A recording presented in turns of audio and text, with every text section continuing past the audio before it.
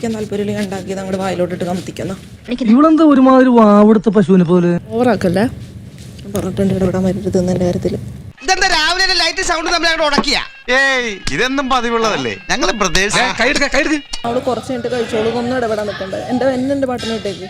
നീ ഇങ്ങനെ നിസ്സാര കാര്യത്തിൽ പിണങ്ങിയാലോ? വേണ്ട, താനൊന്നും പറയണ്ട, തന്റെ കൂടെ ഇനി പണിക്കൂല. അവള് കുറച്ച് കഴിഞ്ഞിട്ട് കഴിച്ചോളൂ, ഒന്നും ഇടപെടാൻ നിൽക്കണ്ടേ. എന്റെ പാട്ടിന് വിട്ടേക്ക്. എനിക്ക് ഫുഡ് കഴിക്കണം, അത്രേ ഉള്ളൂ. കഴിച്ചോളും, ആരെങ്കിലും വരുമ്പോ എന്റെ കാര്യങ്ങൾ പറയാൻ നിൽക്കണ്ട. ഞാൻ പറയും ഫുഡ് കഴിച്ചില്ലെങ്കിൽ. എനിക്കിപ്പോ തന്നെ ശരിക്കും മനസ്സിലായി, നമ്മൾ തമ്മിൽ സഹകരിച്ചു പോകാൻ ബുദ്ധിമുട്ടാ. നമ്മൾ തമ്മിൽ ശരിയാവില്ല. നമുക്ക് പിരിയാം, അതാ നല്ലത്. പിരിയാം. പറയണോ വേണ്ടെന്ന് ഞാൻ തീരുമാനിച്ചോളാം.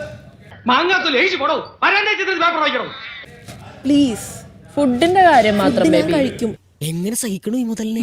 ഇപ്പൊ കഴിക്കൂല, ഇനി ആരെങ്കിലും വരുമ്പോ അവള് കുറച്ച് കഴിഞ്ഞിട്ട് കഴിച്ചോളൂ എന്നാ ഇതാക്കൊന്നും പറയാൻ നിൽക്കരുത്. എനിക്ക് വായി തോന്നുന്ന ഞാൻ പറയും. പറഞ്ഞോ, പറയേണ്ട നേരം പറഞ്ഞില്ലല്ലോ. പക്ഷെ പറഞ്ഞു കേറുന്നതിന് മുമ്പ് എന്നെ ഒന്ന് കണ്ണു കാണിക്കണം, എന്നാലും എനിക്ക് ഒപ്പത്തിന് എത്താക്കൂ. ഞാൻ എന്തെങ്കിലും കണ്ടിട്ടുണ്ടാവും, അതിൽ കയറിയിട്ട് ഇടങ്കോലിടാൻ വരരുത്. ഫുഡിന്റെ കാര്യത്തിൽ ഞാൻ ഇടപെടും. ആവാം കുറച്ചൊക്കെ സ്മാർട്ട്നെസ്, പക്ഷെ പരിധി വിടരുത്. പരിധി വിട്ടാൽ ബോറാവും. നമ്മുടെ റിലേഷൻഷിപ്പാണ് സത്യം, ഞാൻ കഴിക്കൂല.